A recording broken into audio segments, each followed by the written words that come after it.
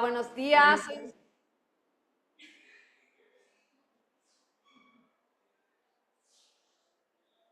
Hola, buenos días. Hoy estamos en el 36º Congreso Internacional de Estudios Electorales en la Universidad de Medellín. Agradecemos a Juan José que nos está ayudando en la transmisión el día de hoy. Y estamos en la mesa, en la sesión del eje Contenidos Culturales de la Participación Ciudadana, en donde tenemos en esta sesión a 3 ponentes, quienes nos van a hablar de sus trabajos, sus avances de investigación. El primero, fiscalización electoral, combatiendo la corrupción y promoviendo la transparencia.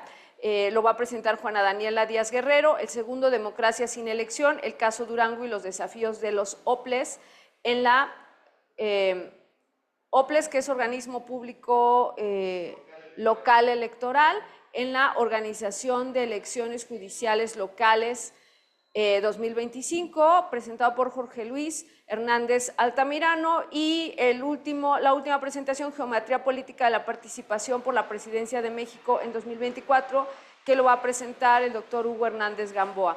Bienvenidos a todos quienes están aquí en la sala. Gracias a quienes nos están viendo a la distancia, y pues le dejo el micrófono a Juana Daniela Díaz Guerrero para que nos presente el tema fiscalización electoral, combatiendo la corrupción y promoviendo la transparencia. Bienvenida a Medellín. Bienvenida a Medellín. Pues buenos días, soy Daniela Díaz y pues quiero agradecer por estar en este tipo de foros, porque pues en verdad pues están muy interesantes, están muy bien. Me tocó el tema de fiscalización, pues es uno de los temas más controversiales que tiene tanto México como Latinoamérica, ¿no? Porque pues estamos hablando de lo que viene siendo el dinero, ¿no? Bueno, entonces la fiscalización, el INE dice que es un conjunto de procedimientos que se llevan a cabo para verificar el cumplimiento correcto y transparencias pues, de ingresos, gastos, el uso de activos de una empresa, donde se requiere el uso de auditorías y de un buen control interno. ¿Por qué? Porque pues estamos hablando de un ingreso de dinero y estamos hablando de un gasto.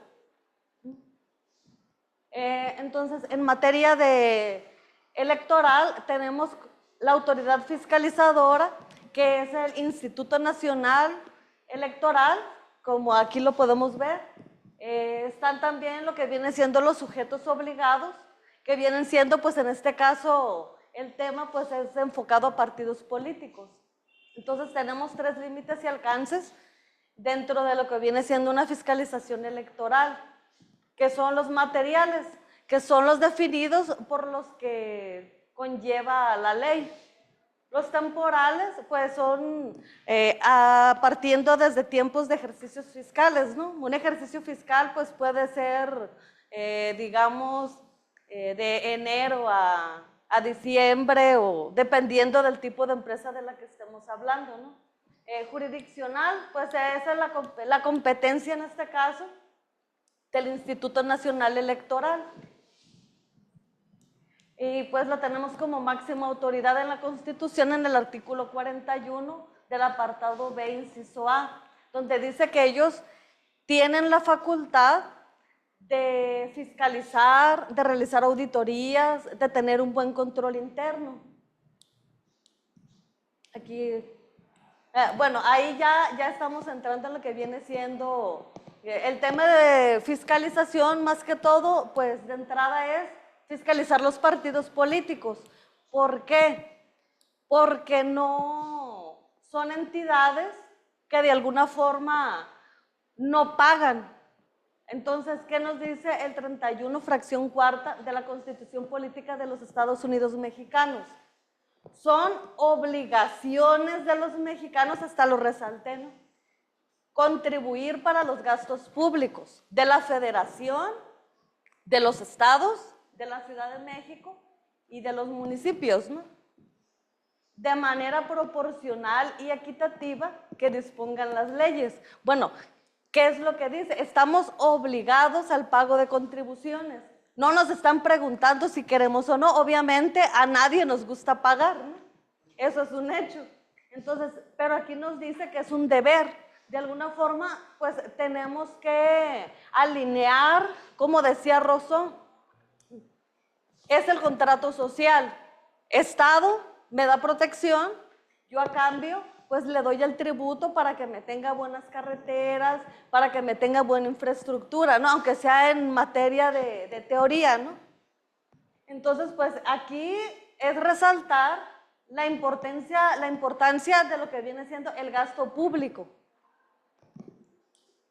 Entonces, tenemos que en la Ley General de Instituciones y Procedimientos Electorales, en el artículo 32, fracción 6, las atribuciones que tiene el instituto del cobro de impuestos. Bueno, más que el cobro de impuestos, es como de fiscalizar lo que vienen siendo los partidos políticos dentro de su ámbito de competencia. De igual manera, pues la Ley General de Partidos Políticos, la distribución de competencias entre partidos políticos, que viene, esa competencia pues es del instituto. Y la Ley General de Instituciones y Procedimientos Electorales, que nos hablan de lo que viene siendo los órganos centrales dentro del INE.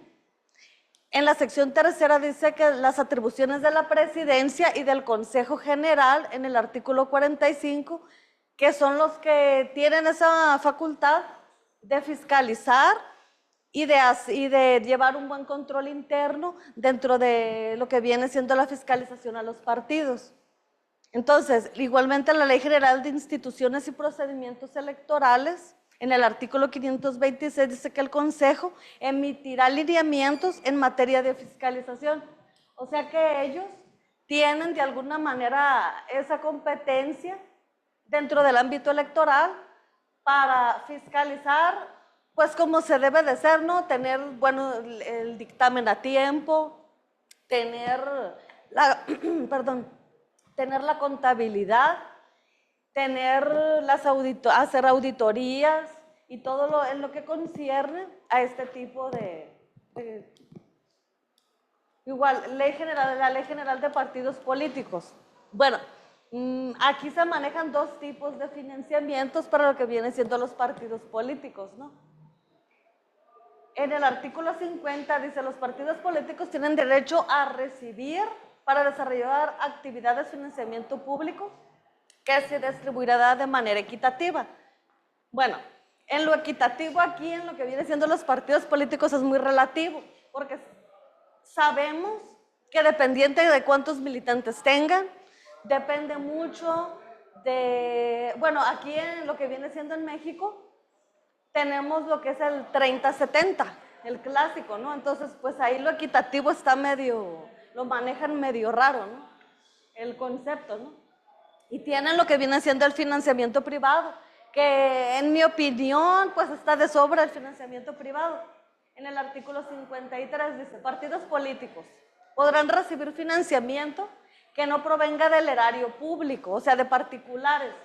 El financiamiento por militancia, por simpatizantes, autofinanciamiento y por rendimientos financieros y fideicomisos.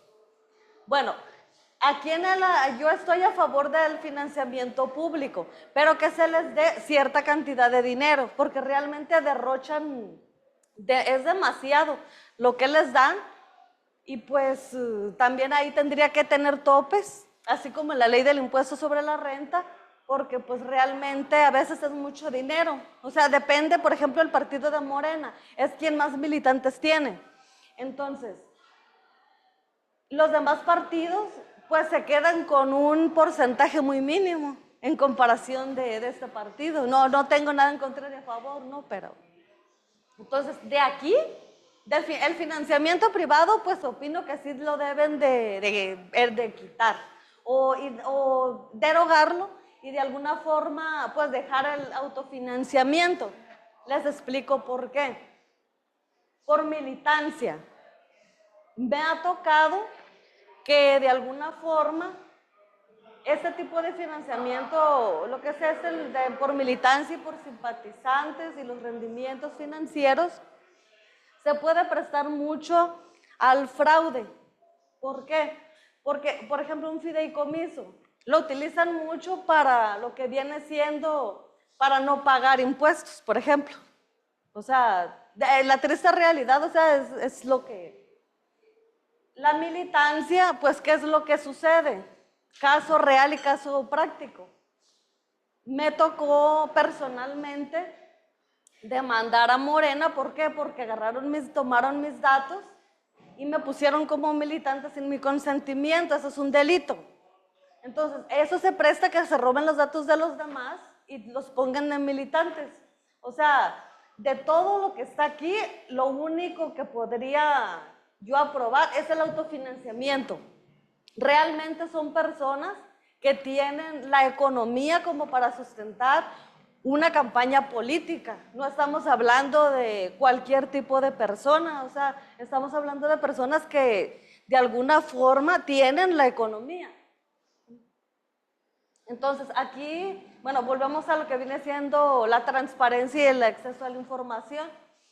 Del procedimiento de acceso en el artículo 123, las unidades de transparencia y los sujetos obligados, que son los partidos políticos, y condiciones de accesibilidad para que toda persona pueda ejercer el derecho de acceso a la información. O sea que esos datos deben de estar en una página y deben de estarse actualizando, pero no cada 2, 3 meses, sino que debe de ser una información veraz y que se pueda acceder, que sea de fácil acceso, porque muchas veces buscamos la información y realmente no encontramos nada o está desactualizado.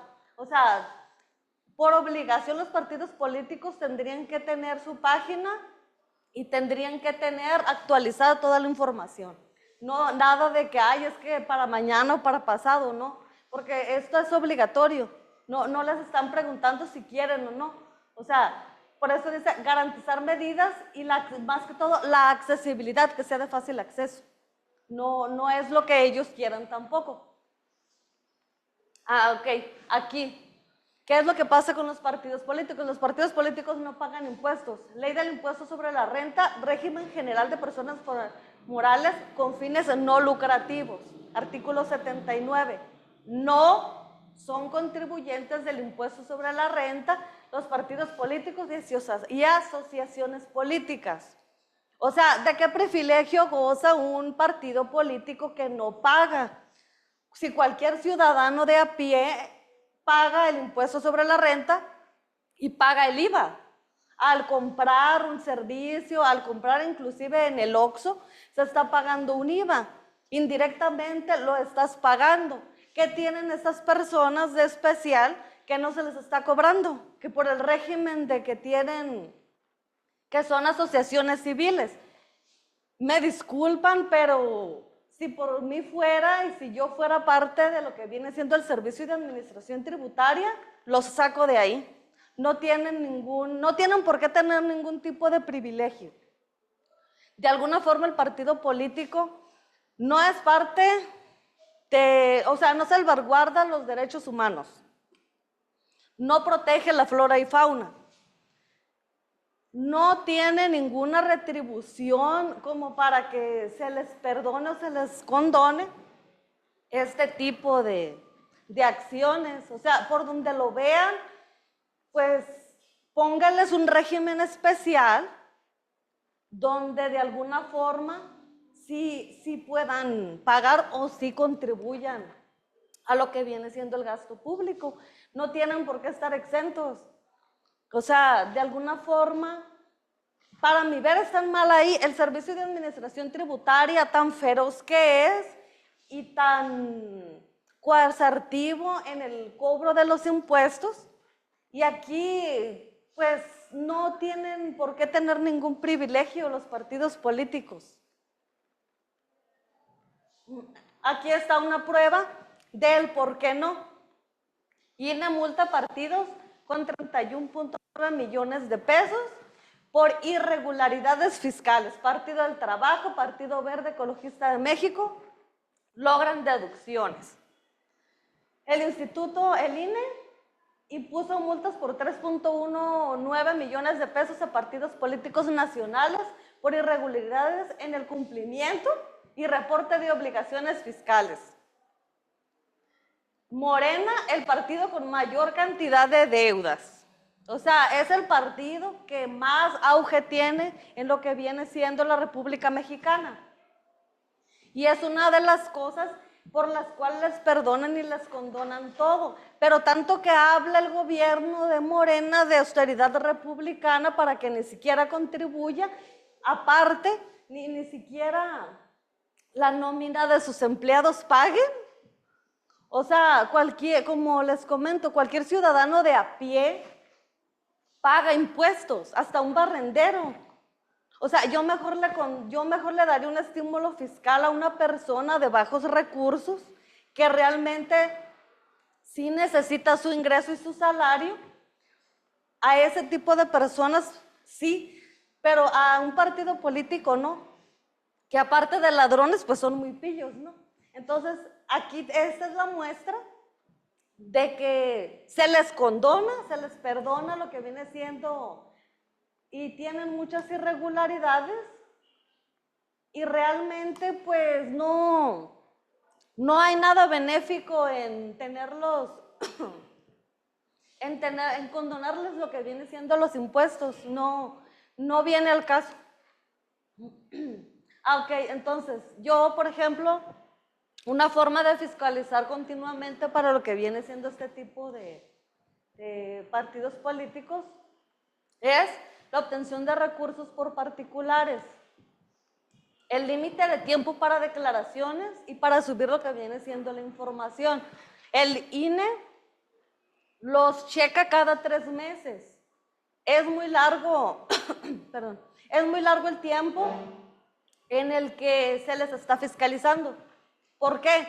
Porque un estado financiero se emite al mes. Si yo emito un estado financiero a los 2, 3 meses, pues ya hicieron lo que quisieron con ese estado financiero, ya como quisieron, ¿no? Que las declaraciones pues sean periódicas, las declaraciones de los impuestos, tanto de los empleados como de ellos, de los dos lados.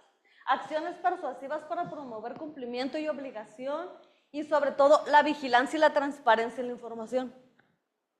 El uso de inteligencia artificial para detectar inconsistencias en facturas.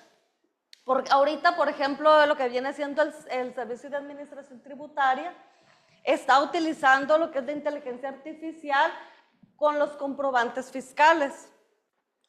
De ahí, pues, ellos chequen si tienen alguna inconsistencia o si están en la lista negra global definitiva del 69B del Código Fiscal de la Federación. Esta sería una manera de fiscalizarlos continuamente y de tener un mayor control. ¿Cómo se puede evitar la corrupción en materia electoral? Bueno, que los auditores, pues, que hagan su trabajo y no se les remunere a cambio de poner en los dictámenes, pues, alguna salvedad, ¿no? Sino que digan lo que realmente es en el dictamen fiscal y financiero, ¿no? Evitar el fraude contable mediante cambio de cuentas. O sea, ¿qué es lo que sucede? Como el caso Enron, pongo el ejemplo que es muy sonado, el caso Enron, porque las cuentas, el pasivo lo pasaban al activo y el activo pues lo pasaban al activo, ¿no? Entonces inflaban las cuentas y de alguna manera pues cometían fraude. Entonces, para evitar ese tipo de cosas, ¿no? Hacer parecer que ingresos destinados a campañas son destinados a las mismas sin serlo, porque pues allá en México, pues como el ingreso me lo puedo poner acá, nada más me lo paso para acá, ¿no? El robo de información y datos. A los ciudadanos afiliarlos a los partidos para que sean militantes sin su consentimiento, que por cierto, pues de nada sirve. Si metes algún post o algo en el INE, pues nada más te dejan a salvo los derechos para que los hagas valer, ¿no? Porque fue lo que me pasó, ni siquiera los amonestaron. Transacciones con personas físicas o jurídicas en la emisión de facturas, checar mucho la materialidad en la facturación. Si tienen algún tipo de transacción con, como estaba mencionando ahorita, con los de la lista global definitiva, que eso pues se da mucho. Y pues eso de la poca transparencia y la rendición de cuentas, eso se tendría que cuidar mucho. ¿Por qué? porque pues se tienen que estar, deben de ser datos públicos y estarlos actualizando como estaba mencionando, pues para tener en claro qué es lo que hacen o qué es lo que no hacen. ¿Cuál es una buena manera de fiscalizar? Saber a quiénes quiero en la silla de los acusados, ¿no? Como dicen por ahí, ¿no? A quién quiero fiscalizar, por cuánto quiero recaudar. De ahí es muy importante. ¿Y para qué? El para qué pues también es muy importante porque pues estamos hablando de dinero y del gasto público. Y pues utilizar inteligencia artificial para lo que viene siendo las facturas, estar checando facturas mediante este tipo de, utilizar estas herramientas. Y pues una de las propuestas que yo tengo es esta es la página del Servicio de Administración Tributaria, que se realice un portal donde los partidos políticos, así como en el SAT tienen declaraciones para personas, factura, quien tiene adeudo fiscal, adeudo, y pues tener así el portal igual que el del SAT para poder fiscalizarlos, pero a partidos políticos exclusivamente. Esta pues sería solo un ejemplo, ¿no?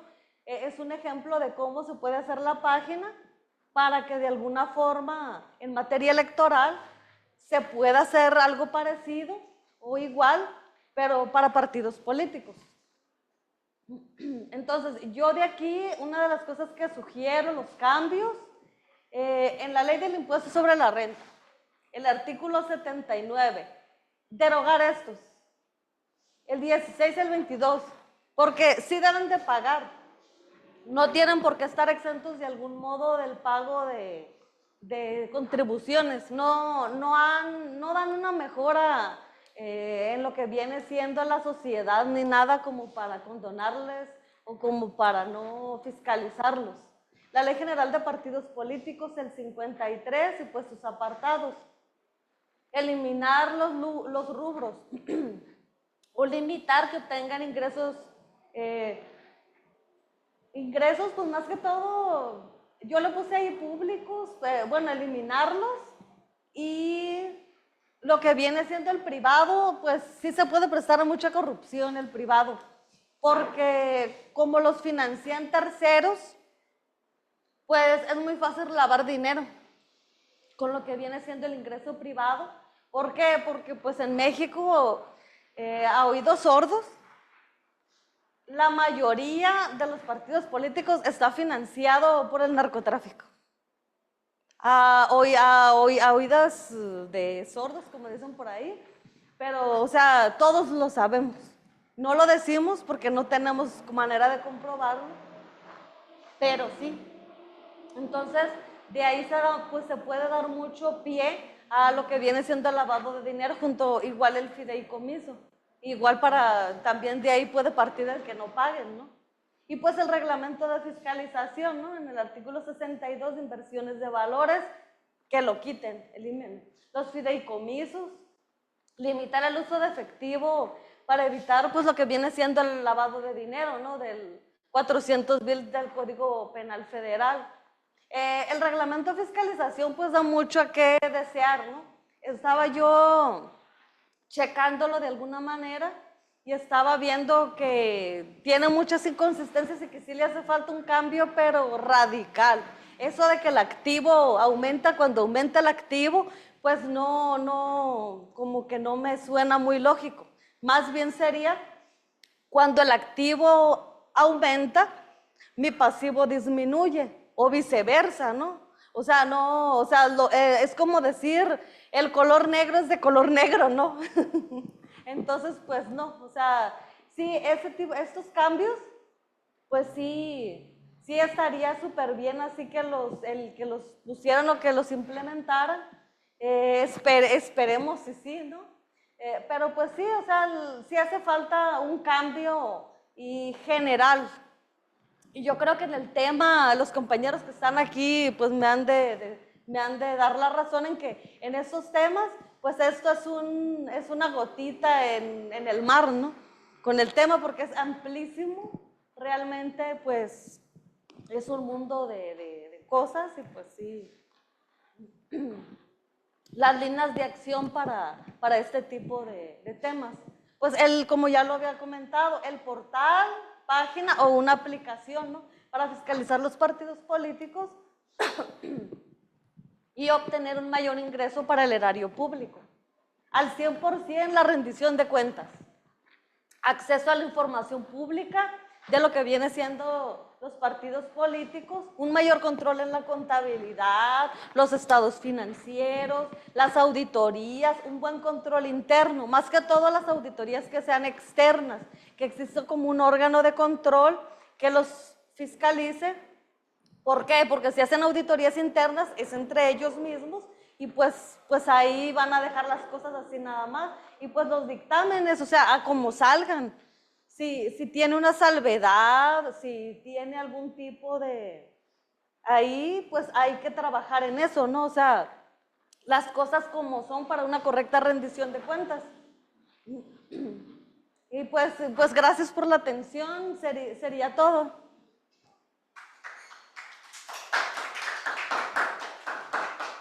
Muchas gracias. Yo tengo una duda sobre pusiste una diapositiva donde presenta la anterior. No, otra. No, la que sigue. La otra, la que sigue. La siguiente. No. Vamos hacia el final, es que la pasaste. Sí. Ahí. Fiscalizar continuamente. Y tú hablabas de que hay un fraude porque vuelven activos lo que son pasivos. ¿Cómo así? Y cómo no se da cuenta el SAT si están... O sea, cuando lo hacemos los ciudadanos, no se puede, ¿sabes? O sea, ¿cómo es posible con el SAT que tenemos? Y si es posible, entonces hay complicidad. Bueno, más que no complicidad, sino que en lo que viene siendo eso que te estaba diciendo de que, me dices, ¿no? De que cuando aumenta el activo disminuye el pasivo. Lo que planteabas hace rato, decías que ellos movían, que una forma de hacer fraude es mover pasivos y volverlos activos, sí, o activos y volverlos pasivos. O inflar cuentas. Sí. Entonces, ¿cómo lo logran si tenemos un SAT tan minucioso? Porque si tenemos el SAT minucioso y lo logran ellos, es porque no pasa por el SAT y solo es el INE, o hay flexibilidad de SAT con ellos. ¿Cómo es posible? Porque eso con los ciudadanos no sucede. O sea, un ciudadano normal, una empresa no puede mover pasivos activos y activos pasivos. No, es que sí puede, por eso menciono el caso tan famoso que es el caso Enron, que es la contabilidad creativa. ¿Qué es lo que hacía Enron? Enron inflaba cuentas, por ejemplo, el activo manejaba, por ejemplo, más ingresos, cuando en realidad esos ingresos eran gastos. Entonces lo que hacía era, en vez de tener la cuenta de bancos con el saldo rojo que realmente tenía, a lo mejor lo ponía en proveedores, ¿no? No lo ponía en lo que viene siendo el banco, por ejemplo.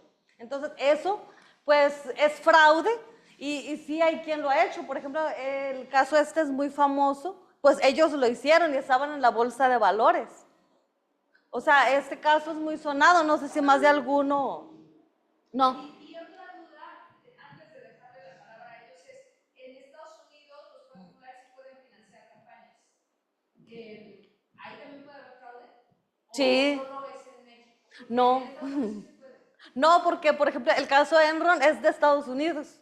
De hecho, o sea, era una empresa que tú la veías, estaba en la bolsa de valores y estaba, entre comillas, súper sólida. O sea, todo el mundo compraba acciones de Enron, todo el mundo le apostó a Enron y... no, era una empresa grande. Ahorita no recuerdo el giro, pero sí era una empresa que cotizaba en bolsa de valores y que realmente, pues, ellos lo que hacían, obviamente, darle dinero a los auditores 1 millón diario, o sea, les daban 1 millón diario para que lo que viene siendo los dictámenes y los estados financieros, pues inflaran las cuentas. Entonces, ahí, o sea, por eso lo enfoco acá, en la corrupción, o sea, que los auditores no sean internos, deben de ser externos y que sean imparciales. O sea, que no sean corruptos de que les den dinero y que de alguna forma, pues, pongan lo que ellos quieran en los estados financieros o en los dictámenes. Entonces, cuando nos dicen que Estados Unidos es el ejemplo de democracia, pues vamos al modelo de fiscalización y el financiamiento de los partidos o de los candidatos, entonces ahí se derrumba el discurso de es una democracia. Pues es que, entre comillas, yo opino que todos los sistemas tienen algún modo de lo que viene siendo corrupción, porque pues tantos años y no darse cuenta que, por ejemplo, esa empresa pues inflaba las cuentas y toda la gente compraba acciones, o sea, nadie está exento de la corrupción, así sea un sistema jurídico de primer mundo y de primer nivel.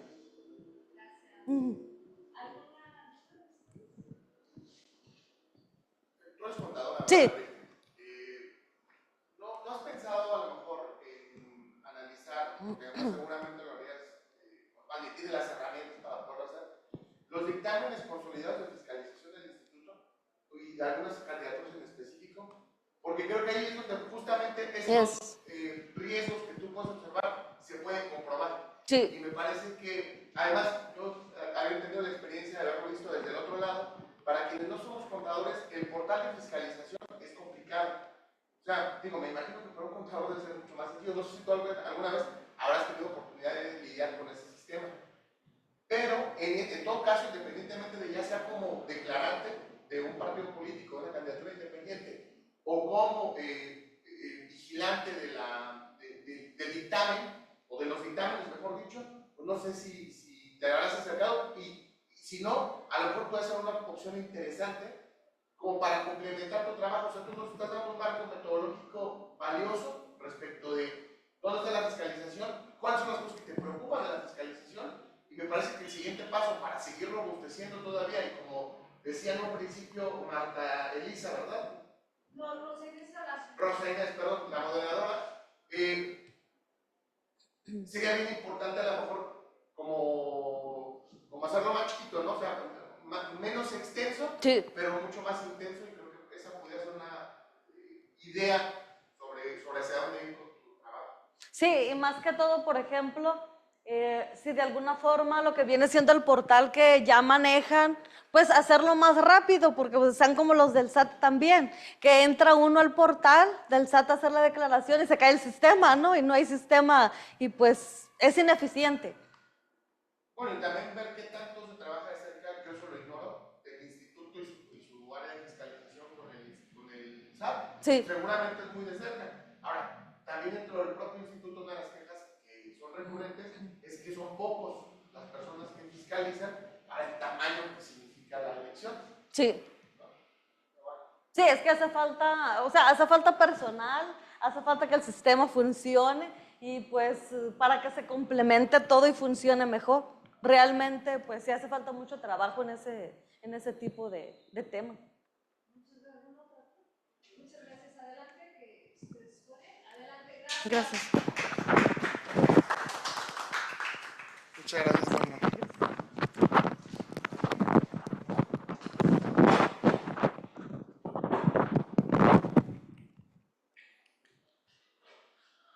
Bueno, pues gracias a la SOME por esta oportunidad de poder discutir algunos temas que, bueno, yo creo que la democracia siempre tiene que discutirse, los temas electorales también, pero especialmente en este momento que estamos ante un pues potencial cambio en el sistema político, electoral y de partidos también. Me parece interesante que podamos discutir este tipo de cosas. Bueno, yo soy Jorge Luis Hernández Altamirano, trabajo en un OPLE, en el OPLE del estado de Guanajuato, pero también tengo desde hace mucho tiempo inquietudes de tipo académico que me han llevado pues a realizar un par de posgrados y ahorita estar en un programa doctoral. Entonces, pues, entre el trabajo y entre la afición, pues uno termina metiéndose en la cabeza algunos problemas metodológicos y de cosas que suceden dentro del mundo electoral. Y entonces hoy quiero platicar sobre una cuestión que pasó hace no mucho. Ustedes saben, mexicanos, y los que no, les cuento, que en 2025 tuvimos una elección judicial en 19 entidades federativas. Esto pues, es a raíz de una reforma constitucional, disculpen, del año 2024, que pues, nos envió y nos exigió a las entidades federativas organizar procesos electorales para escoger jueces, juezas, magistrados, magistradas en el orden local. México, como lo sabemos, tiene dos autoridades electorales administrativas, una que es la federal, que se encarga de elecciones nacionales, bueno, ya es federal, ahora es nacional, y la otra, los 32 entidades federativas cuentan con un organismo público local electoral, por sus siglas OPLE, que realiza las elecciones de entidades federativas, como son gubernaturas, congresos locales, presidencias municipales, e inclusive a veces un cuarto nivel, ¿no? Que tiene que ver con tenencias, departamentos, jefaturas, etc. Bueno, esa es un poquito mi introducción. Nosotros, como OPLES, tuvimos la obligación de realizar estas elecciones para el Poder Judicial. Y evidentemente hubo muchos desafíos. Hoy les voy a platicar del caso Durango. ¿Sale? Espérenme, porque si quiere yo desde acá, no, exactamente, gracias. Nada más es deslizarle, ¿no? Correcto, gracias.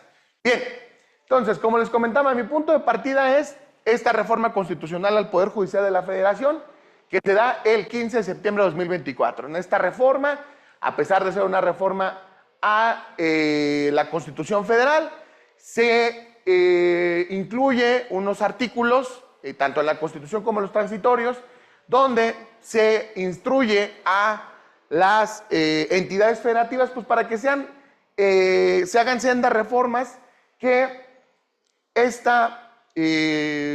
contenido de la reforma federal pues se ponga en las reformas estatales, ¿no? ¿Cuál es el contenido?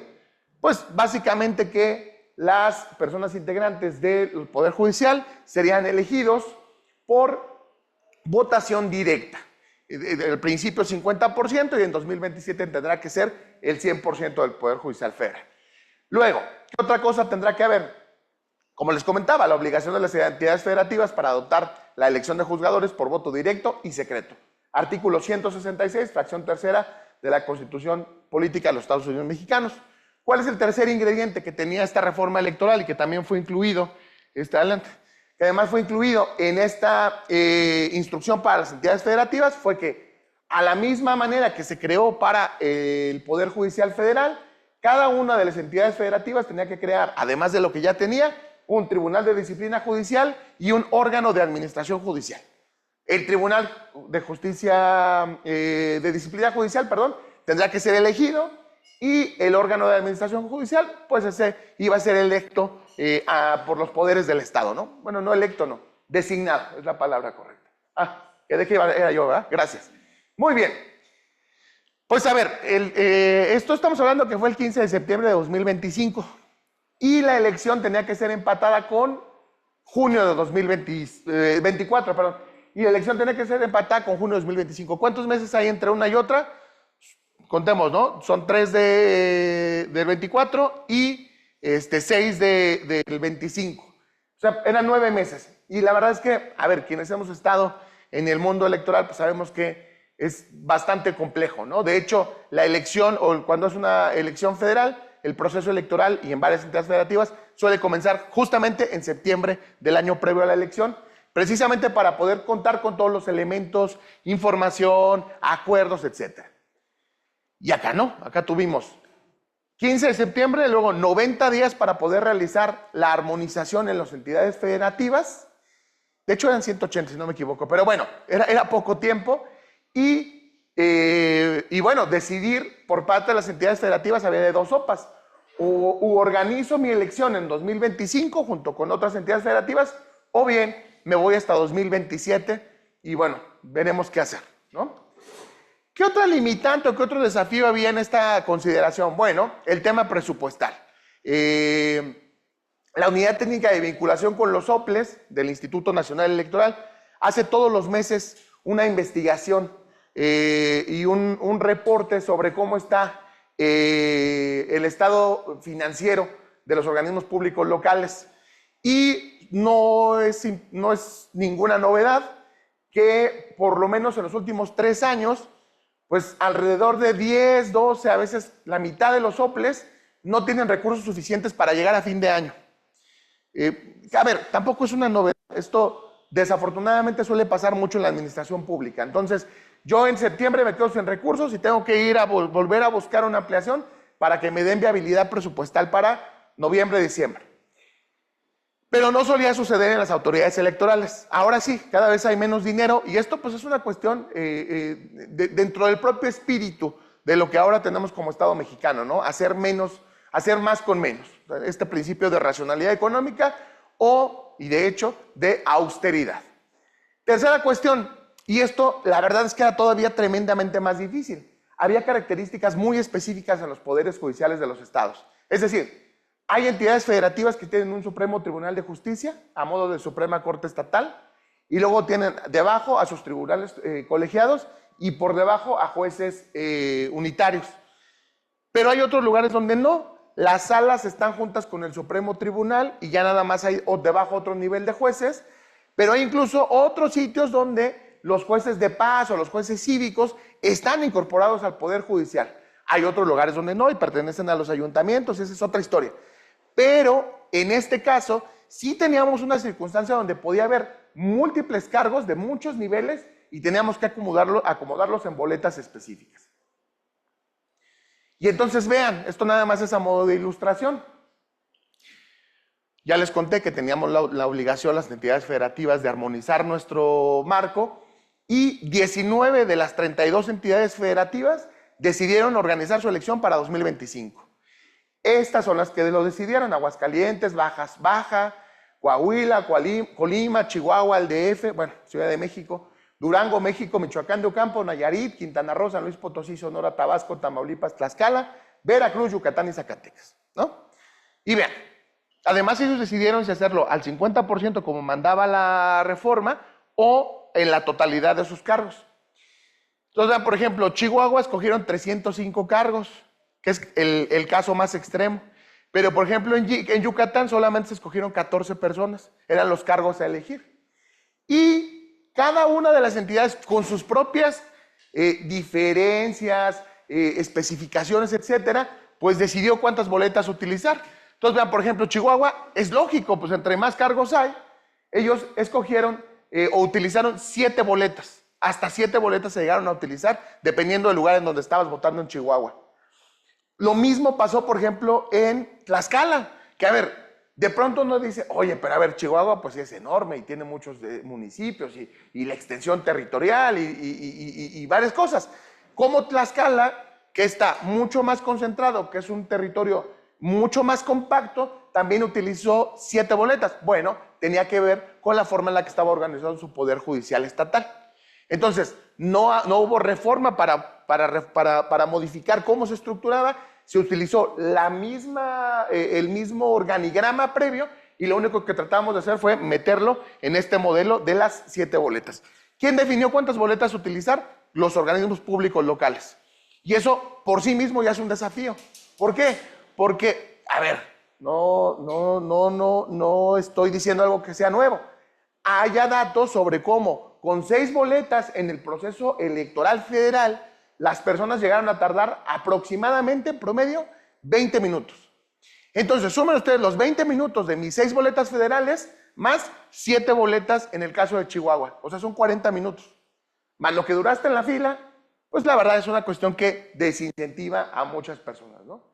Sin contar a la lógica de que pues tampoco sé por qué voy a votar, porque yo no sé distinguir un juez de la sala civil a uno de la sala familiar.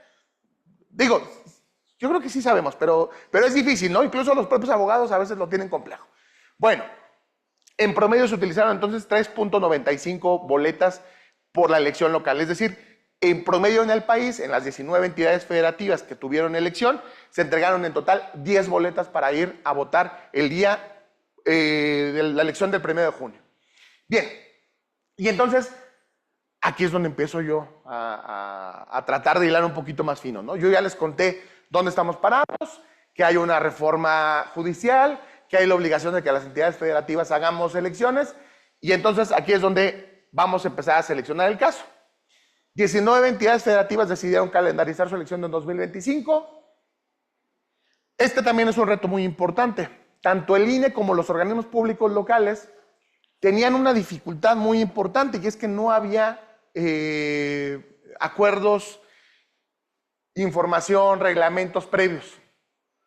Entonces, al final fue todo un desafío, porque se tuvieron que utilizar las cosas que ya están para la elección clásica, la que tiene partidos políticos y candidaturas independientes, para regular una elección que tenía un tipo distinto, porque no había partidos políticos y porque cada candidatura se comportaba como una candidatura independiente, ¿no? Pero al mismo tiempo no había recursos públicos, pero sí había fiscalización. O sea, era una cuestión bastante difícil. A ver, no era, sigue siendo una cuestión bastante difícil, insisto, porque muchas cosas se tuvieron que complementar básicamente al día.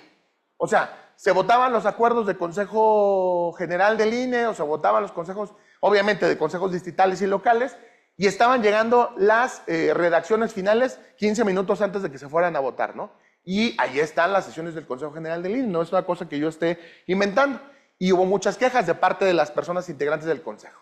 Bueno, ahora, de las 19 entidades federativas, hubo 2 que en específico tenían una característica distinta. ¿Cuál era? Que al mismo tiempo que escogieron a su poder judicial local, también tuvieron elecciones locales, de las clásicas, ¿no? En este caso, Durango y Veracruz participaban porque tuvieron elección simultánea. En el caso de Durango, ellos escogieron a las presidencias municipales. Y en el caso de Veracruz, también presidencias municipales. ¿Para qué hago la diferencia, no? Pero Durango, que es el caso del que yo les voy a hablar, tiene una característica muy única, pero que yo creo que puede volver a pasar en las próximas elecciones de poderes judiciales locales. ¿Cuál era? Que había 45 cargos a elegir y que, fíjense, porque además así está la reforma, ¿no? Poder judicial, poder legislativo y poder ejecutivo, casualmente, escogieron a las mismas 45 personas. Entonces, cuando se emitieron las listas, llegan al instituto local y dice, oye, pero pues son las mismas personas. Bueno, esa es una gran pregunta, ¿no? Entonces, ¿qué hago? Y de eso es lo que quiero platicar el día de hoy. ¿Por qué? Porque esto atenta contra el principio fundamental y básico de la democracia, es el corazón de la democracia. Y lo dice Dahl. El primer criterio para que para la existencia de un sistema democrático es que sus ciudadanos tengan la oportunidad de elegir entre diversas alternativas de política pública y liderazgo. Si no hay elección, no hay democracia. O sea, desde un punto de vista racional, ¿no? ¿Para qué voy a ir a formarme la hora completa que yo les conté si no importa mi voto?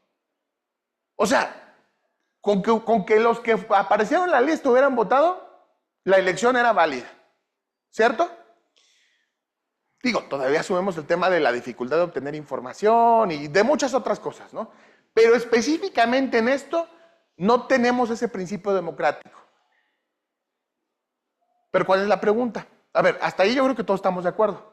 El tema es que, ¿qué somos las autoridades electorales administrativas?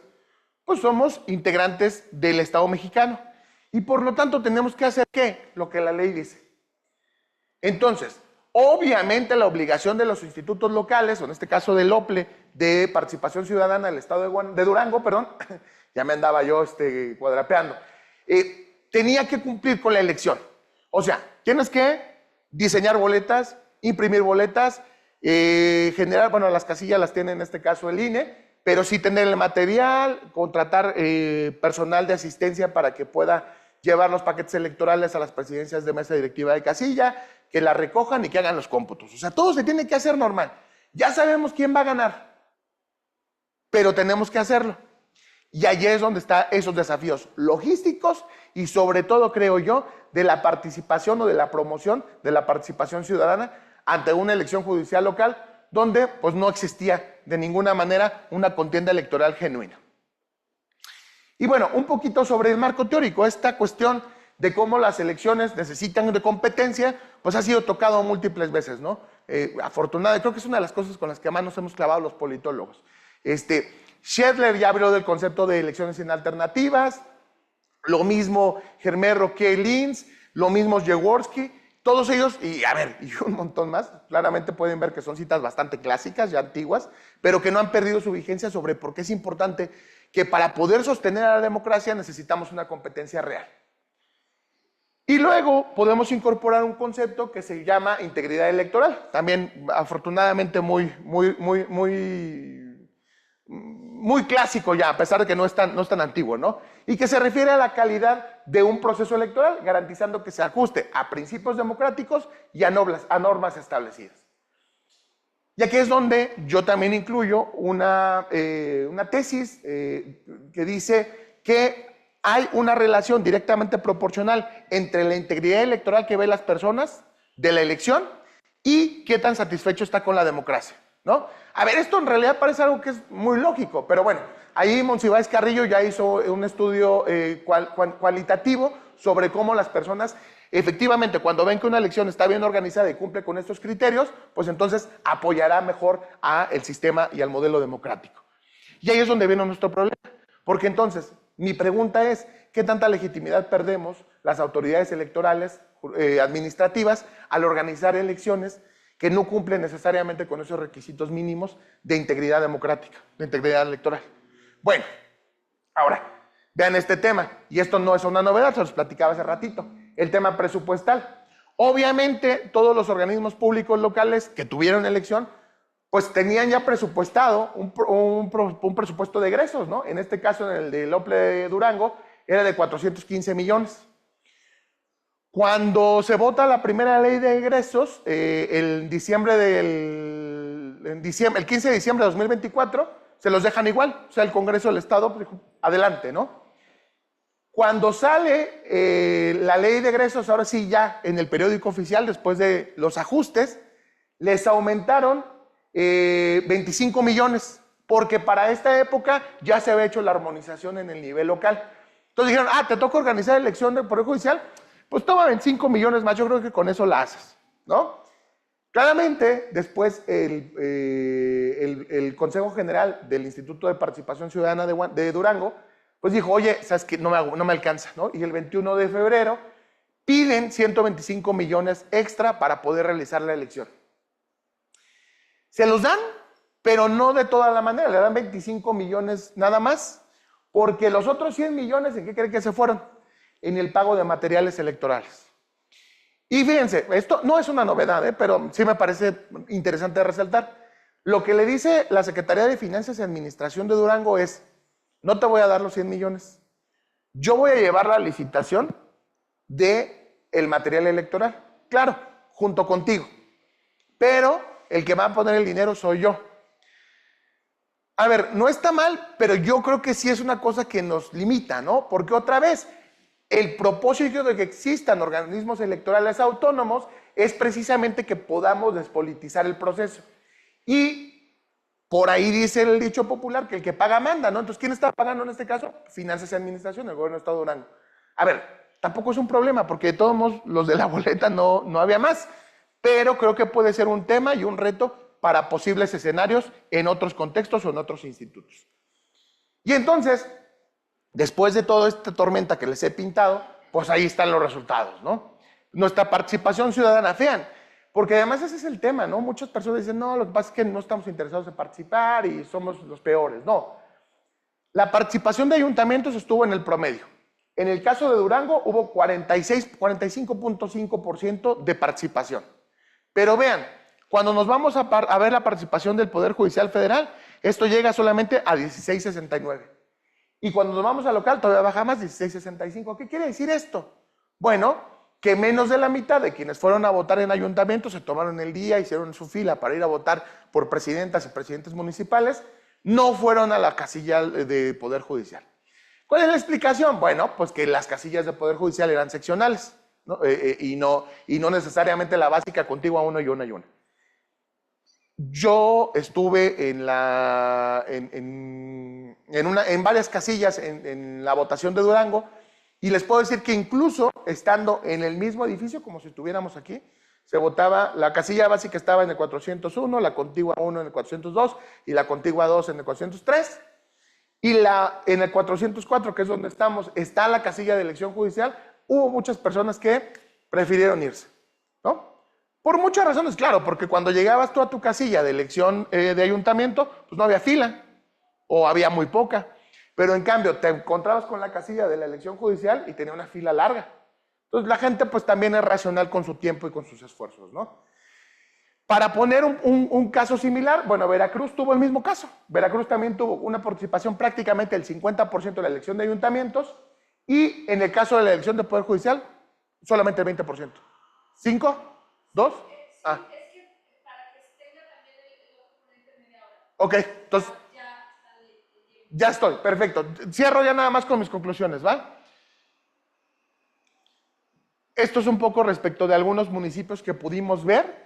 Y prácticamente en todo se repite lo mismo. La participación es alta en ayuntamientos y en Poder Judicial es baja. Fíjense, y con todo de que Durango en la elección es el segundo estado donde más votación hubo en elección del Poder Judicial, detrás de Coahuila. Bien, conclusiones que tengo sobre esto. Uno, la paradoja de organizar procesos electorales óptimos de integridad electoral en un escenario en el que no hay alternativas reales para los votantes. Segundo, que buena parte del dinero que cuestan las elecciones, porque además es una crítica recurrente que tenemos una democracia muy cara, tiene que ver con parámetros de integridad electoral. El diseño de las boletas, cómo son puestas, el papel de seguridad, etc. Tercero, que los procesos electorales sin alternativas pueden ser un motivo de disminución de apoyo ciudadano e incluso a que se extienda la convicción de que no son necesarios tantos requisitos de seguridad y legalidad. O sea, en tanto que ya no es tanto lo que decides en una elección, pues ¿qué más da? Imprimamos en bond. Digo, tampoco digo que esté mal de entrada, pero me parece que la discusión no debería llegar por la conclusión no debería llegar por esa vía. Tercero, que la defensa de la integridad democrática, pues no podemos enarborarla a los propios órganos electorales. Tienen que ser la ciudadanía. Y entonces allí es donde me parece que hay todavía un tema pendiente sobre quién está creando ciudadanía y quién está empoderando a la ciudadanía. La Constitución dice que deberían ser los partidos políticos, no me queda claro. Entonces, ¿quién lo va a hacer? Sobre todo pensando de cara a una futura reforma electoral. Les agradezco muchísimo. Yo soy Jorge Luis Hernández y ahí están mis datos por si alguien tuviera algún comentario. Gracias.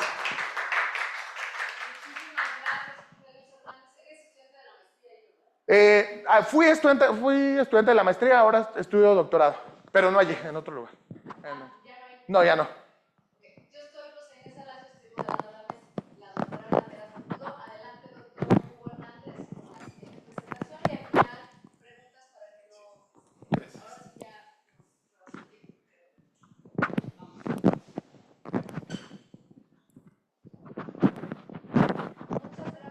Muchas gracias. ¿Y también les funciona? Sí, por eso no estoy en tiempo completo. Sí, gracias. Bueno, pues lo que traemos en esta ocasión para presentar y compartir con ustedes es una ponencia a la que hemos titulado Geometría Política de la Participación por la Presidencia de México en 2024. Y pues bueno, lo que hacemos es un análisis espacial, territorial, relacionándola con otras variables, ¿no? Específicamente con temas culturales de participación ciudadana. Este texto ya es parte de esta ponencia es parte de un texto que ya ha sido publicado, ¿no? Y que elaboramos en colaboración la doctora Rosa Inés Alacio y el de La Voz. Entonces, si podemos dar a la siguiente.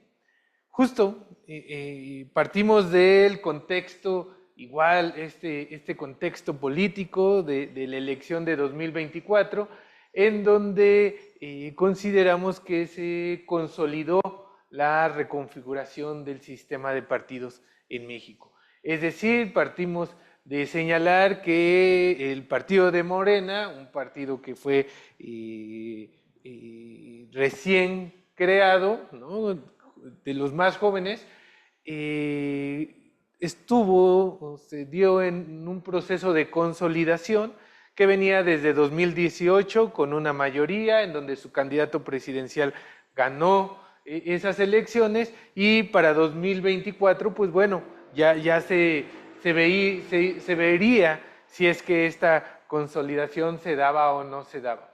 Nuestras preguntas clave en este sentido fue si es que esta consolidación se dio de manera homogénea en todo el territorio nacional, o más bien habían territorios en donde se había dado de manera más particular, identificando características sociodemográficas, socioeconómicas, pero específicamente, o para esta ponencia, nos centramos en características culturales, ¿no? Y la segunda pregunta, pues, fue eso, ¿no? Justamente, ¿qué factores culturales incidieron en la movilización de la ciudadanía? Lo que nos permitiría identificar cómo es que se vendían reconfigurando los territorios.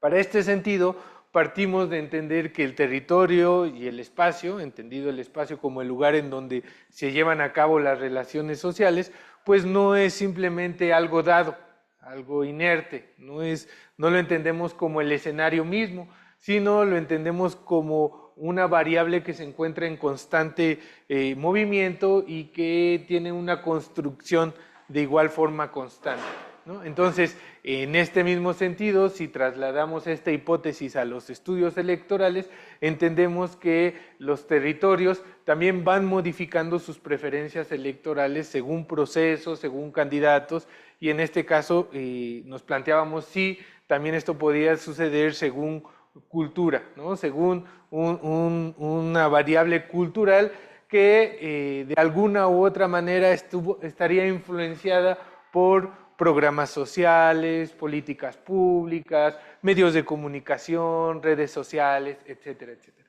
La siguiente, por favor. ¿Cómo es que quisimos analizar esto territorial y espacialmente? Pues bueno, identificando dos estructuras o dos niveles de la conformación de la elección. ¿A qué nos referimos con esto? Que entendemos que la elección, si bien se dio por partidos políticos, también se dio por coaliciones, por estos grandes bloques. Y lo que intentábamos identificar es si esta elección estuvo más bien marcada por estas coaliciones o en realidad hubieron partidos determinantes dentro de estas que, según los diferentes territorios, pues definían el sentido del voto de la población. Es decir, que si, por ejemplo, en el caso de Morena, era más bien un partido de territorio amplio que arrastró a los demás partidos de su coalición, Partido del Trabajo y Partido Verde Ecologista, a este triunfo, o en el caso contrario con el Partido de Acción Nacional, ¿no? Entonces, nosotros analizamos territorialmente desde estos dos enfoques. ¿Qué fue lo que encontramos al principio de manera general sin hacer este análisis espacial? Pues que en entidades como Oaxaca, Chiapas, Guerrero, pues Morena superó el 70% de la votación, ¿no? de las preferencias electorales, contrario a lo que sucedían en otros estados como Querétaro, Aguascalientes, Nuevo León, en donde, si bien la oposición tuvo mejores resultados, pues no necesariamente alcanzaron para competir en una elección cerrada. La siguiente, por favor. Entonces, aquí tenemos nuestro primer mapa, que es el porcentaje de votación en diferencia entre el primer y el segundo lugar de la coalición que encabezó Xochitl Gálvez, ¿no? ¿Qué fue lo que encontramos? Pues que encontramos zonas de gran influencia por esta candidatura, pero que se dan específicamente en territorios del norte y particularmente en zonas urbanas. Al momento de cruzarlos con niveles socioeconómicos o con grados de marginación, encontramos que era población que se encontraba en una clase media y en un grado de marginación medio, bajo o muy bajo, ¿no? Entonces, ¿esto de qué nos está hablando? De que la coalición en su conjunto, sin hacer esta separación por los partidos, pues se acercó a este tipo de población, ¿no? La siguiente, por favor. No creo que le puedo hacer. Desde acá, compañero. No le puedo. A ver. Se trabó, ¿verdad? Ahí está. Ya está. Cuando hacemos la diferenciación, ya no por la coalición en su conjunto, sino por el partido político, lo que encontramos es una diferencia aún marcada. Es decir, el Partido Acción Nacional encontró todavía en estados como Nuevo León una mayor fuerza de lo que hacía la coalición en su conjunto. Es decir, nuestra hipótesis de población de ingreso medio, grado de marginación bajo, muy bajo, zonas industrializadas y territorios urbanos se exponenció cuando lo acercamos al Partido Acción Nacional, ¿no? Que es lo que generó el Partido Revolucionario Institucional en mayor medida y en mucho menor medida el extinto de la Revolución Democrática, pues es como esta diversidad. No obstante, cuando lo vemos directamente con Acción Nacional, pues encontramos territorios bastante marcados, ¿no? Véase, por ejemplo, en la península, Nuevo León, Baja California, las Baja Californias y en el Bajío se dio esta concentración. La siguiente, por favor. Acá en el PRI, pues bueno, encontramos otros territorios, ¿no? Con ya otras características. Ya el Bajío no es tan priista, la península tampoco, ni las Baja Californias, ¿no? Sino son como estos territorios que nosotros identificamos como con esta tradición partidista, ¿no? Que también tienen que ver mucho al norte, un poco en el sur, pero sin ninguna concentración amplia, ¿no? La siguiente, por favor. Cuando vemos al PRD, pues bueno, nos damos cuenta de por qué es que se extinguió el partido político, ¿no? Hay ciertos bastiones, existían ciertos bastiones, Michoacán, por ejemplo, y solo ciertas partes de Michoacán, y pues no más, algunas manchas por acá en Quintana Roo, pero siempre se encontraban entre el 40 y el 20%. Entonces, si lo vemos de esta forma, pues identificamos cuáles son los partidos que verdaderamente aportaron a la coalición y cuáles no lo hicieron y en qué territorios en particular. Movimiento Ciudadano, ¿no? Para no dejarlo, pues bueno, también los dos grandes estados que gobierna este partido, que son Nuevo León y Jalisco, ¿no? Y entonces ahí es lo que se puede ver, por favor. Y pues bueno, ya cuando vemos la coalición de Claudia Sheinbaum, la coalición, ¿no? Ahorita vamos a ver partido por partido, pues vemos cómo es más homogéneo el asunto. Ya no se centra en territorios urbanos ni específicamente en territorios industrializados, sino que nos habla de una extensión, válgase la expresión, amplia, ¿no? Lo cual identificamos también con pues el partido en el gobierno, los mensajes, los mensajes de las políticas públicas, pero los programas sociales, etcétera, ¿no? Fue muchísimo más amplio el alcance que se pudo tener. Antes de pasar a la siguiente, se me olvidó al inicio señalarlo que nosotros en nuestro texto recurrimos también a una teoría que surge desde la geografía, ¿no? Desde la geografía humana, que parte de señalar que existen geografías del poder, ¿no? Que se dan diferentes formas en cómo es que se va articulando el poder y esta articulación del poder va generando diversos territorios, ¿no? La construcción de diversos territorios. Para la construcción de estas geografías del poder, pues existen recursos económicos, recursos políticos, pero también recursos simbólicos y recursos de comunicación. Entonces, esta teoría de las geografías del poder, nosotros estamos buscando trasladarla a la geografía política, pero específicamente a la geografía electoral, que existe una geografía electoral del poder.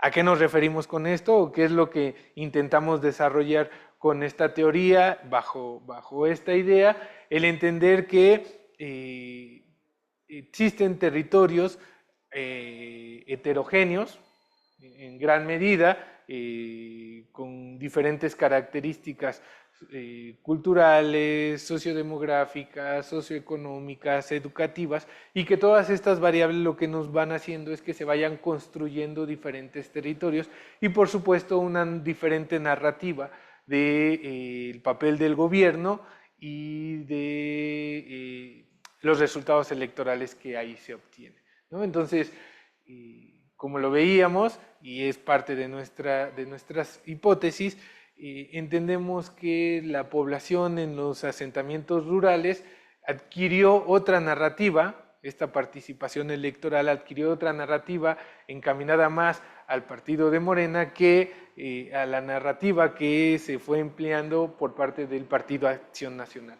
¿no? Y que esto se vio reflejado en las propias coaliciones. La siguiente, por favor.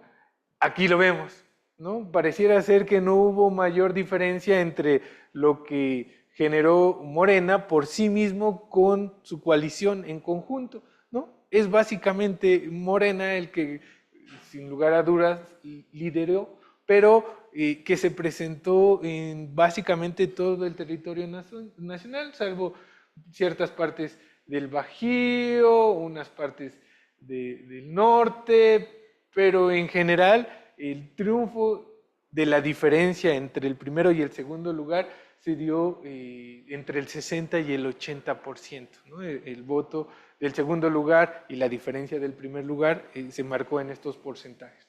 La siguiente, por favor. Acá vemos el PT, ¿no? Ya podemos identificar pues también que aquí sí está bastante disperso, cuestión diferente que sucedía con Movimiento Ciudadano, que solo veíamos como las dos manchas, o lo que sucedía con el PRD, ¿no? Aquí sí vemos que hubieron ciertos territorios que ganó por sí el PT, ¿no? Y la siguiente, por favor. Y pues bueno, el Verde Ecologista de México. Aquí hay una concentración más marcada, ¿no? En territorios más delimitados, pero que sin duda alguna, a partir de análisis cuantitativos que hemos realizado, pues no marcan una mayor diferencia cuantitativa en el triunfo que obtuvo el Partido Moreno. Ahora sí, siguiente. Entonces, ¿qué es a lo que nos lleva este análisis territorial, espacial, que aún continuamos robusteciendo?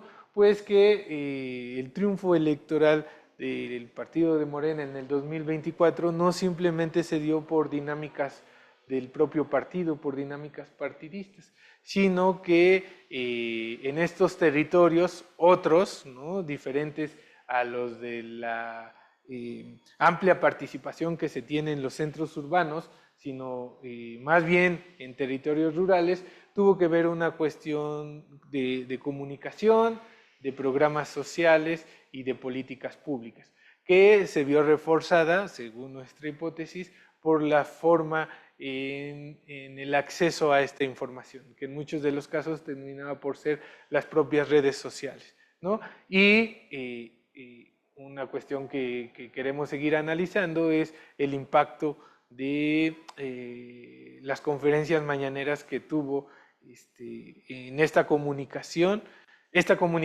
en estos resultados electorales. Entonces, hablamos de tres de estas variables, ¿no? Socioculturales y simbólicas.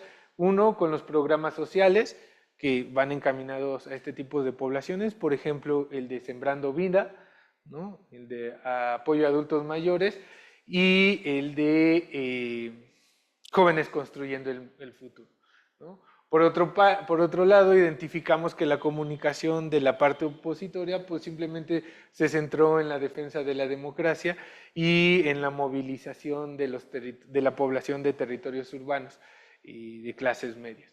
Y finalmente, pues este mismo discurso, esta misma narrativa vio impacto a partir de el discurso de la transformación social versus la consolidación institucional, ¿no? Entonces, creemos que en ese sentido también va la parte cultural y simbólica. En suma, ¿no? Pues identificamos que tanto la parte cultural, la polarización de los discursos y los programas sociales pues contribuyeron a que se generara esta consolidación en los diferentes territorios, ¿no? de los diferentes partidos, y que pues este ejercicio del mapeo de la información pues nos muestra ya otros datos y otro tipo de análisis más allá del señalar el 70% en el estado de Oaxaca o en el estado de Chiapas, ¿no? Sino que nos lleva al análisis de eventualmente las próximas elecciones a partir de estrategias territoriales. La siguiente, por favor. Pues bueno, es todo. Muchas gracias.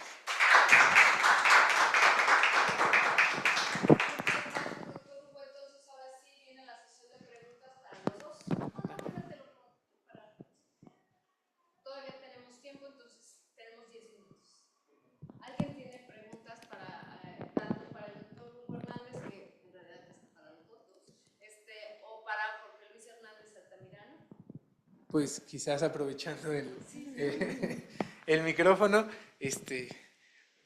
para Jorge Luis, preguntar acerca, a ver, voy a tratar de formularlo así de bote pronto. Esto que pasó en Durango, los 45 candidatos que fueron seleccionados por los tres poderes, ¿es porque no hubo más candidatos o simplemente es que se dio ese tipo de filtro ya encaminado?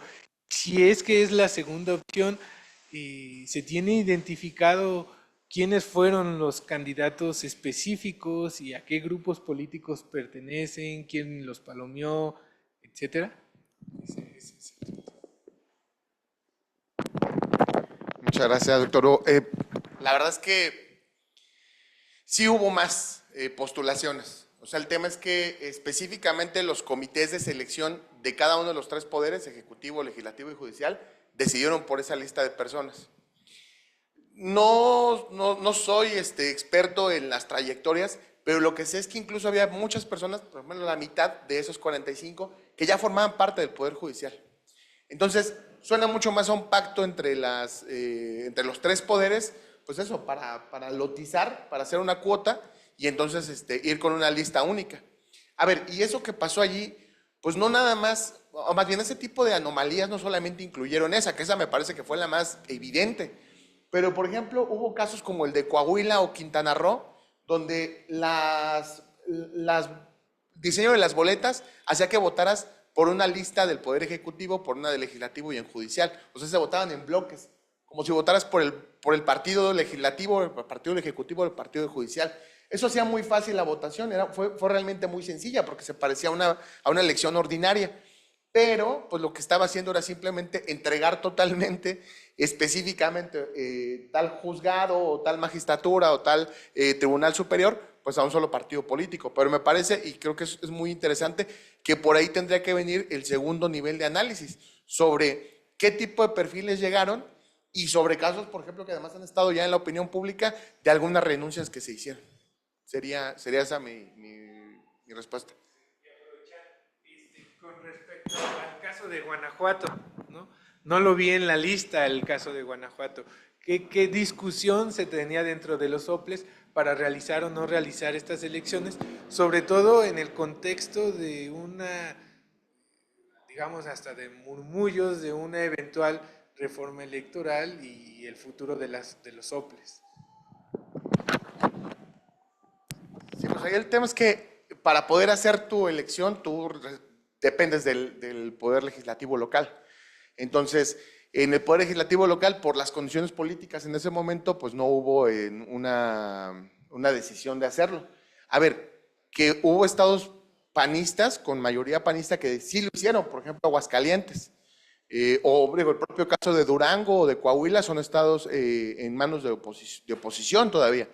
Pero pues eso yo creo que dependió mucho más de factores políticos. Acá era una elección concurrente, entonces, más bien, había pasado recién una elección, entonces tal vez eso hizo que fuera complejo hacerlo en ese momento y será en el futuro. Respecto de la posición que hay en los soples, me parece que tiene que ver con, pues esperar otra vez, estamos en el dilema de que somos autoridades administrativas y tenemos que hacer lo que indica la ley, pero al mismo tiempo tenemos poco margen de maniobra en la negociación, incluso por ejemplo sobre el tema de fechas, que es una cosa que mucha gente menciona. Ok, hagamos la elección judicial, pero no la pongas el mismo día que las otras elecciones.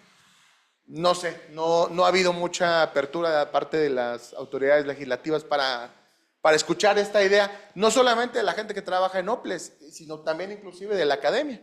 Ojalá que pues, dados los resultados que tuvimos ahora, pues pudiera haber una cuestión allí. Yo quiero hacer una pregunta, aprovechando que tengo el micro, doctor Hugo. Un poco pensar, a mí me parece muy atractiva esta hipótesis de cómo se hace la narrativa de la oposición, en realidad lo que hace es solidificar la narrativa del oficialismo, ¿no? Es decir, pues sí, nosotros estamos oponiéndonos, somos contrapeso a esa idea de transformación que de por sí ya trae la idea de que somos nosotros contra todos los demás enemigos, ¿no?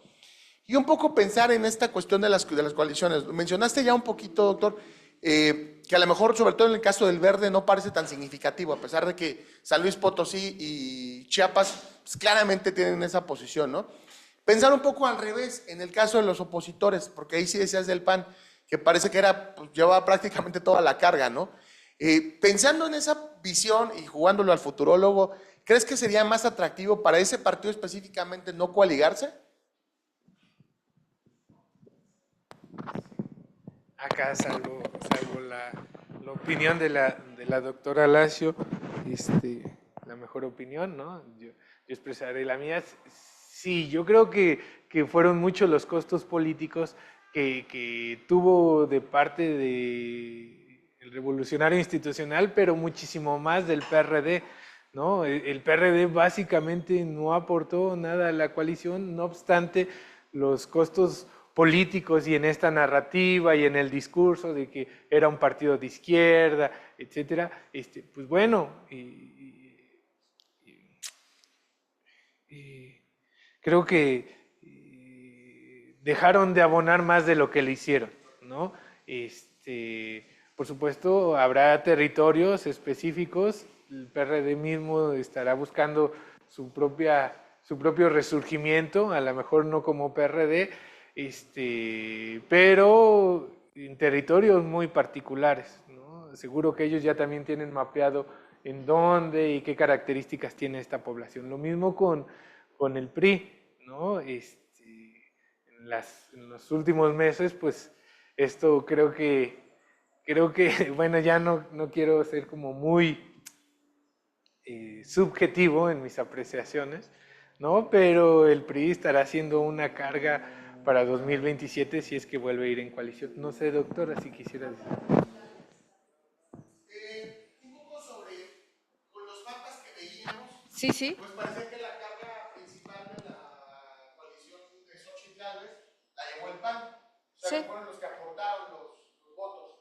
Sí. Y le decía yo que en esa disyuntiva, respecto de unirse a partidos que no parecen aportar demasiado, pero que sí parecen tener un costo en la imagen política, si habría resultado un buen negocio o no.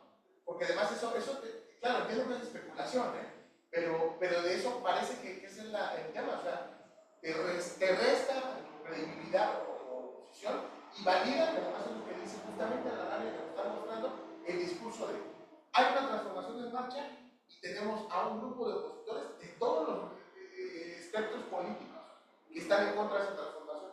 Y que creo que completó muy bien el círculo y parte explica unos resultados que muchos, incluso ya habiendo estudiado y habiendo visto tendencias, de todos modos sorprendieron por lo intensos que fueron. Claro, es que en realidad el análisis vincula ambos, vincula la geografía de la alianza y la geografía del aporte de cada partido, tomando en cuenta que además la boleta te generaba el partido y aparte el partido con uno, el partido con otro, el partido con... O sea, nosotros lo que hicimos fue tomar todas las alianzas, ¿no? de conjunto y se mapeó, y aparte solamente la del partido. O sea, eliminamos en el Inter o sea, solamente nos fuimos a la alianza y al partido y eliminamos el partido A con el al 1 con el 2, el 1 con el 3, el 4 con el 5, el 4 con el 6. Eso lo quitamos para no ensuciar el análisis, porque en realidad si veías la boleta, pues era una combinación de 1000 formas, ¿no? Bueno, no, la boleta no lo fue. La boleta fue muy clara y tenía, pero las tachas de las personas, la gente tachaba 2 partidos, 1 partido, los 3 partidos. Corrijo, no fue la boleta, fue el conteo de las boletas a partir del tache, ¿no? Entonces, cuando nosotros lo que vemos es, o sea, nosotros vemos el fenómeno, vemos la teoría, se conecta una teoría con otra forma de explicar esta realidad. Y cuando vemos que la realidad, lo que hizo la instancia administrativa, que tú formas parte de ella, fue aceptar todo el abanico de los votantes, lo que hicimos como investigadores fue, a ver, aquí está la teoría, aquí está la otra teoría que queremos tomar nosotros y aquí están los datos. Bueno, vamos a tomar los datos puros y los datos compuestos en toda su composición y este espectro intermedio lo vamos a desbaratar. Entonces, eso permite tu pregunta, porque al mostrarte los mapas te mostramos toda la alianza y te mostramos también todo el mapa de los partidos aislados. Entonces, tu pregunta es muy consistente en el sentido, a ver, me estás mostrando esto, hazme el análisis de qué fue lo que pasó. Ahora, ¿qué fue lo que pasó en términos políticos? Te lo vamos a contestar como investigadores, no como políticos. Pero en términos políticos, lo que vimos es que pensaron una estrategia de alianza parlamentaria. Y de hecho se dice en el artículo. O sea, ellos pensaron, nosotros hasta tomamos alianzas electorales y alianzas parlamentarias, o sea, coaliciones electorales, pero en una lógica de coalición parlamentaria, porque en términos de estrategia, y así lo pensaron todos, incluido el Partido de la Revolución Democrática, que corría el riesgo de desaparecer, pero jugó a que no iba a desaparecer. Es decir, jugó a que iba a tener al menos 3 integrantes en el legislativo. Entonces, que por cierto, sí logró por ahí, ¿no? Alguna posición, con todo y que desaparecen, lograron posición. O sea, su estrategia no fue mala, pero nosotros como investigadores lo vimos como, a ver, es la coalición electoral y la coalición parlamentaria, y entonces, ¿qué es esto que estamos haciendo y qué es lo que estamos viendo en términos del diseño del mapa? Pues lo que estamos viendo es que a Morena, y si regresas el mapa de Morena, la verdad, le daba igual hacer alianza electoral. O sea, no le beneficiaba absolutamente nada. Hay un mapa exclusivamente de Morena, que es este. Entonces, no le beneficiaba, pero no hubiera sacado lo que sacó en términos de leyes y de... incluso, o sea, en nada lo hubiera sacado solo. Los necesitaba. Entonces, pues le apostó en lo electoral, sabiendo que también jalaba a la gente, porque no en todos los lugares hubo alianza del Verde con Morena. O sea, y ese es el ejemplo más claro, es la Ciudad de México con las alcaldías. De hecho, una candidata del Verde le tiró a quien estaba en la candidatura de Morena. O sea, pero Morena le jugó a la alianza electoral versus la alianza parlamentaria, y el valor de nuestra investigación es que lo dejamos ver. Más allá de cualquier especulación que podamos hacer, la evidencia con datos nos muestra que la alianza electoral tuvo una repercusión en sacar leyes. Y ahora, ¿qué tanto le afectó al PAN? Que en realidad es tu pregunta. Pues el PAN es lo más fuerte que hay en contraste con Morena, y lo vimos porque en realidad pues se quedó Xóchitl, que es como una imagen representativa del PAN, aunque no lo es, ¿no? Pero jugaron en ese juego de cartas, y en donde el mismo PAN la dejó sola, porque no la apoyaron. Y ella misma lo dice, que no le dieron el financiamiento, que no había coordinación, ¿no? De hecho, Fox lo que hizo fue amigos de Fox, porque el mismo PAN juega también sus propias cartas políticas. Entonces, lo que nosotros hacemos desde la investigación es esta gran pintura, pues sacamos un pedacito, pero sabemos que ese pedacito es limitado a lo que nos pide la ciencia en investigación. pero es mucho más amplio a la hora de irnos al análisis político sin ser comentólogo, ¿no? Entonces, concretamente, al PAN también le benefició, pero no con la lógica de la Alianza Morena. Tiene otra lógica y tiene otra lógica académica, y seguramente si les preguntas a los políticos también tiene otra lógica para ellos, porque cuando le preguntan, he visto varias conferencias de entrevistas con Xóchitl, y Xóchitl plantea que no le dieron dinero, es decir, la dejaron sola. Y el PAN jugó a dejarla sola, pero el PAN jugó a poner, porque los líderes eran los primeros en la lista plurinominal, que fueron los que entraron. Entonces, es como verlo desde la perspectiva académica, con ciencia, con datos, y suponer lo que piensan los políticos, pero a partir de la evidencia, no sus declaraciones, pero porque cuando Xóchitl dice, me dejaron sola, y vemos que realmente, no, pues se la comió Morena y la campaña con todo y la división que puede haber. Entonces, el aporte de la investigación es que muestra con mucha claridad esta reflexión que tú muy atinadamente estás haciendo y estás preguntando. Ese es el aporte que ya está publicado, se publicó en enero en la Revista Mexicana de Opinión Pública, ¿no? Ya está publicado. Entonces ahí lo pueden consultar y pues nos mandan un correíto y les contestamos, que en realidad tiene que ver con la trayectoria de investigación, porque tenemos también otro texto pendiente ya de sacar, ¿no? Seguramente saldrá también en el próximo año. Doctor, por favor. Gracias. Bueno, los quiero felicitar a los tres por los dos trabajos que están realizando. Ayer que estuvimos en la otra mesa de contenidos socioculturales, estaban hablando sobre las infancias, sobre la juventud, sobre mujeres, digamos, en esta parte de la promoción de la construcción de la ciudadanía y de la participación. En el caso de nosotros trabajamos sobre la elección del Poder Judicial, y ahí encontramos justo esta parte del alineamiento narrativo que se está comentando formalmente ya al final del trabajo. Nosotros identificamos el concepto de justicia social como una reiteración en las personas que se postularon como candidatas a ministros y ministras, y escuchando los trabajos de ustedes, obviamente que nos lleva, o al menos en mi caso, me lleva a pensar justo cómo la mesa en general, digamos, no solamente esta, sino toda la de contenidos socioculturales, está poniendo atención mucho a este análisis tanto de caso, pero también ese análisis profundo académico, donde los conceptos tengan esa vinculación con la experiencia empírica para poder explicar algo en sí mismo. Entonces, bueno, yo les quiero preguntar nada más así rápido, porque ya sé que estamos sobre tiempo. En la parte de Jorge Luis, no, sí, ¿verdad? Jorge Luis. ¿Cómo ya más allá del ser funcionario, como eres estudiante del doctorado, o sea, ¿cómo explicas este proceso de transición entre pasar de una urna o de una votación, digamos, federal a la otra que es la del motivo de la inquietud, ¿no? O sea, ¿cómo disminuye el porcentaje ahí? Teóricamente, ¿cómo lo pueden explicar?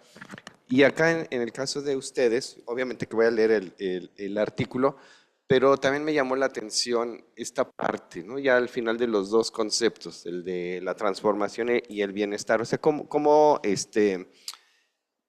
lo logran identificar y cómo encontraron ese contenido ya después de hacer el análisis de la geografía del poder y de lo que ustedes nos están mostrando? Claro, obviamente con la observación de que tendré que leer el trabajo, ¿no?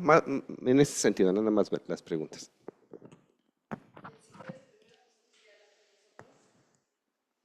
Gracias. Sí, teóricamente es el tema, y a ver, a mí me llama mucho la atención el problema del federalismo en México, sobre todo a raíz de la reforma 2014,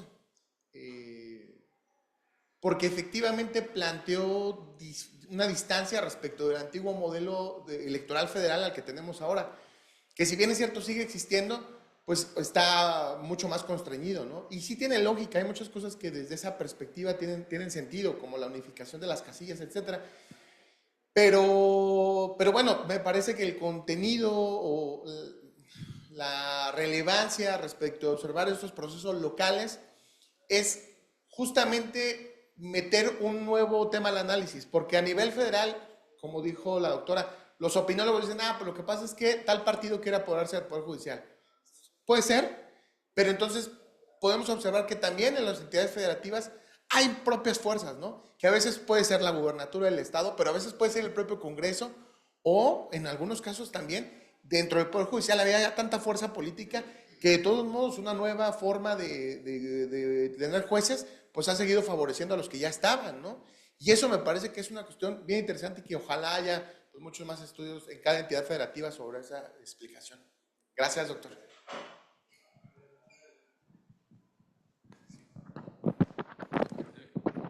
No me ha quedado del todo muy clara la pregunta, si nos puede repetir, por favor. Más bien, está en cómo están construyendo el dato para llegar a esta parte del cierre del contenido sociocultural, donde al final en la última diapositiva colocan los dos conceptos, ¿no? El de la transformación y el del bienestar.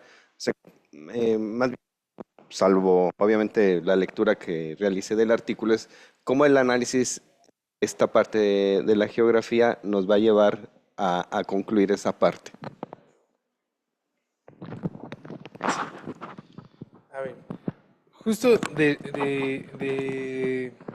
esta teoría que partimos, que surge de la geografía humana, pues nos señala que los territorios pues son territorios cambiantes y van modificando en sus actividades, en la construcción misma de estos y dentro de ella en sus preferencias, ¿no? Entonces, ¿cómo es que estas preferencias empiezan a irse modificando a partir de los diferentes inputs, las diferentes entradas que se le van asignando a este territorio, se le van construyendo a este territorio, ¿no?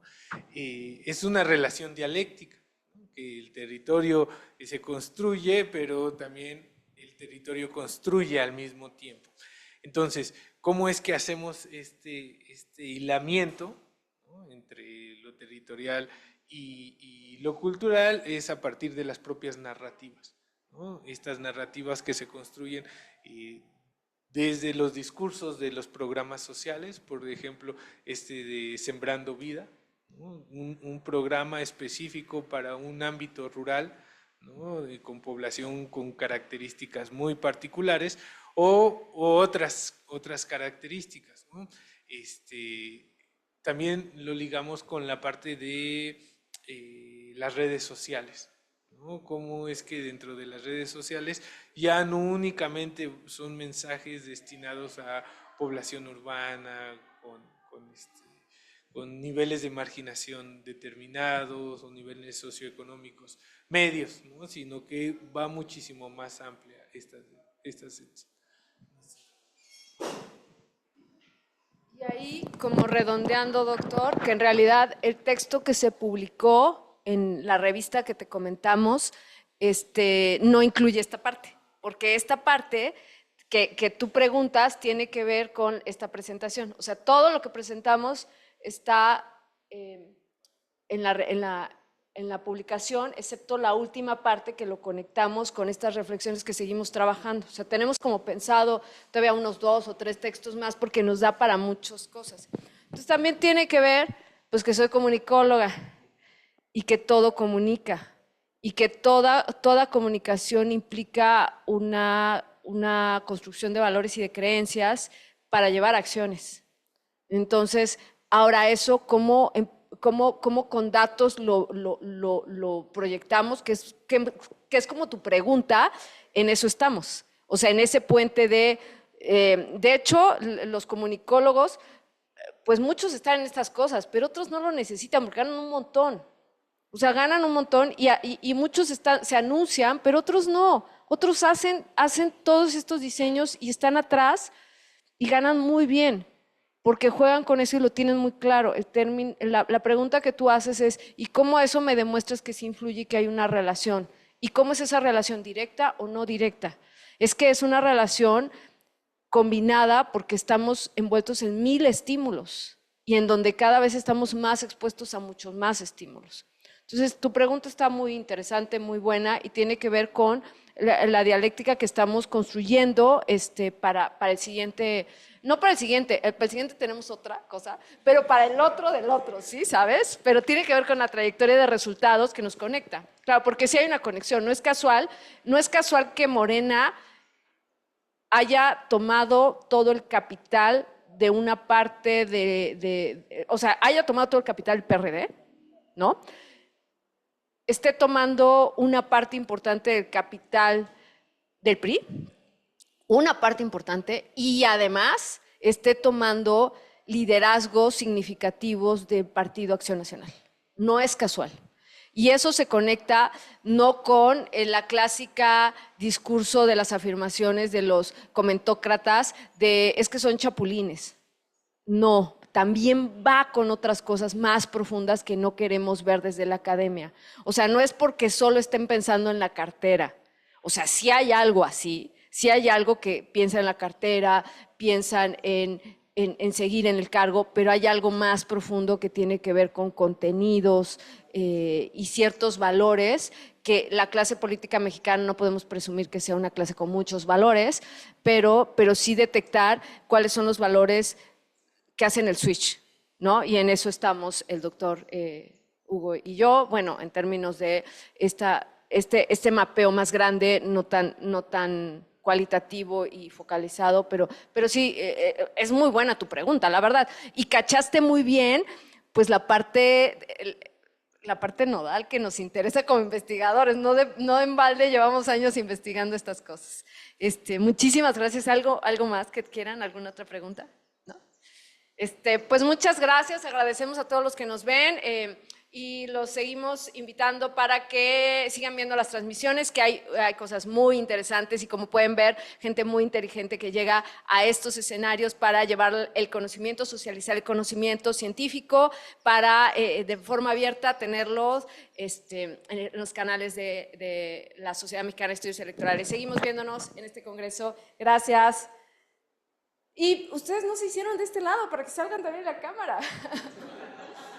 ¿Cortó la transmisión? No, todavía no. Ah, pues para que salgan, si quieren. Alguien se sale, pero así. Nosotros estamos a fondo. Que se grabe, que salgamos en una.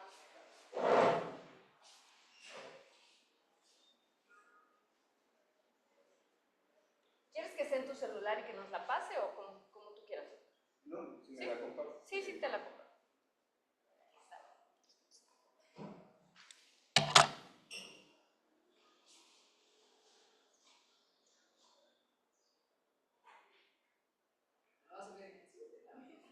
Nos vamos a atrás.